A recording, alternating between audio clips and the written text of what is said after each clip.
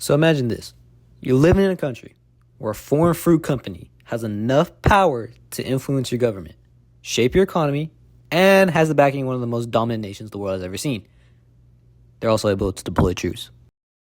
It sounds a little crazy, but this was the reality of Honduras during the early 20th century. And it was all because of one thing, one fruit, bananas. And it became one of the most profitable products in the world. And the American companies, they wanted complete control over the production. To protect these profits, the United States repeatedly became involved in Honduras' political affairs. But why would one fruit have such an enormous impact on the entire country? Well, I guess that's what we'll be exploring today. About how American business interests, government intervention, and military influence changed Honduras forever during the era known as the Banana Wars.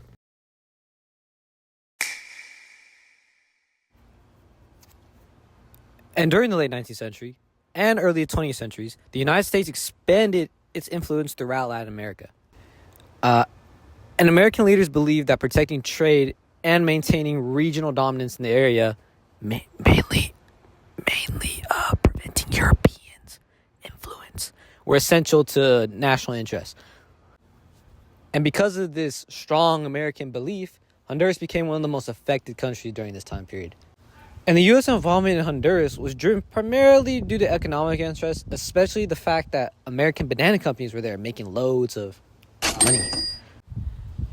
And unfortunately, these actions increased American influence and American deployment into Honduras, which politically destroyed the area, creating long-lasting economic problems. But why all of a sudden now at the turn of the 20th century? Now, several American companies established large banana plantations throughout Honduras, but none of them were as influential as the United Fruit Company. According to a Britannica article on the term Banana Republic, countries whose economies became dependent on banana exports often found themselves controlled economically by foreign corporations rather than their own governments. And the United Fruit Company purchased enormous amounts of land and built railroads, ports, warehouses, and shipping networks. Although this infrastructure improved transportation, it primarily served only the purpose of the company's business interests rather than the needs of the local communities. Railroads connected plantations directly to ports instead of linking them to Honduran cities. The United Fruit Company also employed thousands of workers and generated millions of dollars in profits. Millions. However, most of these profits returned to American investors instead of actually remaining with the Hondurans. This dependence on one export crop made Honduras extremely vulnerable. If banana prices dropped, companies reduced production, the country's economy suffered immediately. And as American investments increased, so did the pressure on the U.S. government to protect those investments. Business and foreign policy became closely connected, setting the stage for a direct political intervention.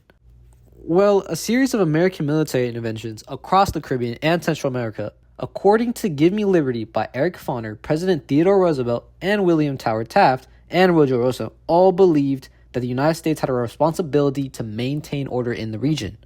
Roosevelt introduced the Roosevelt Corollary to the Monroe Doctrine, arguing that the United States could intervene in Latin American affairs and countries to preserve stability and prevent European powers from collecting debts by force.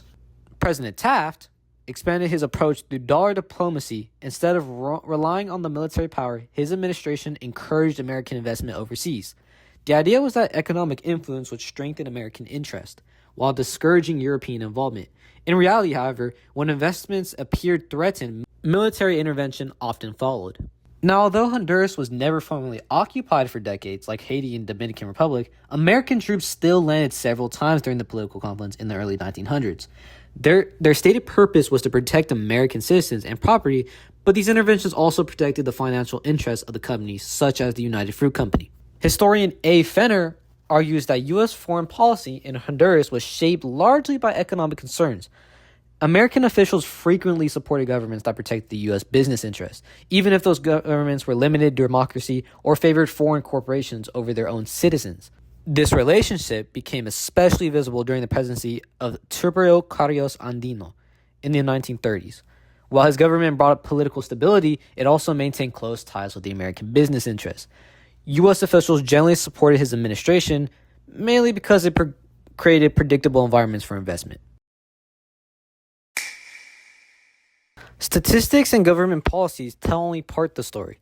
A photograph from the United Fruit Company collection at Harvard Library helps us understand what life was like as an ordinary worker. Taken in Puerto Castilla, Honduras in 1926, the image shows laborers transferring bananas from a tram cart to a railroad car. At first glance, the photograph appears simple. Workers stand about, surrounded by dirt roads, wooden structures, and railroad tracks of endless banana plants.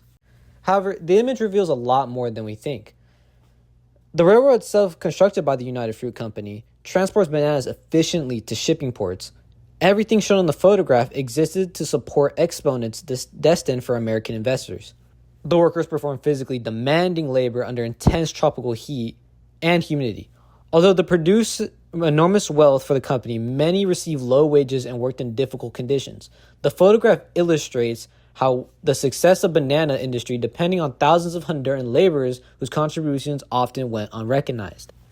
This image reminds us that behind every economic statistic was real people, where their daily lives were shaped by foreign investment and international demand. The effects of the American involvement extended far beyond the banana wars themselves. Honduras became known as the Banana Republic, a term originally used to describe countries whose economies depended heavily on exporting bananas, while foreign companies exercised significant political influence. According to the historian Kevin Coleman, American intervention reshaped political institutions throughout Central America. Governments often prioritized the interests of foreign investors because national economies depended on continued investment. Now, historian Kirk Bowman also argues that the relationship between the military government and foreign companies continued influencing Honduran politics through the mid-20th century. Political instability, unequal economies, development, and dependent on exports remained major challenges long after the Bananas War ended. Now, although foreign investments bought jobs, railroads, ports, and international trade, these benefits came at a significant cost. Hondurans lost much of its economic independence as powerful corporations gained influence over decisions that affected millions of people.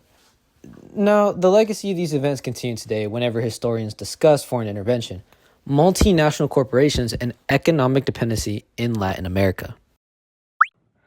The story of the American involvement in Honduras is much more than bananas. It's a story of how economic interests influenced foreign policy, corruption to gain extraordinary political power, and how one country's decision reshaped another nation's to failure. The Banana Wars demonstrate that governments do not always intervene solely for military humanitarian reasons. Often economic interests play an equally important role. Understanding this history helps explain why Honduras developed the way it did, and why debates about foreign investigation and American influence continue today. Looking back on these events, this reminds us that choices made by governments and businesses can lead consequences that last for generations. Quick intermission here. I just want to say I had loads of fun filming this, and I hope I can do this again one day.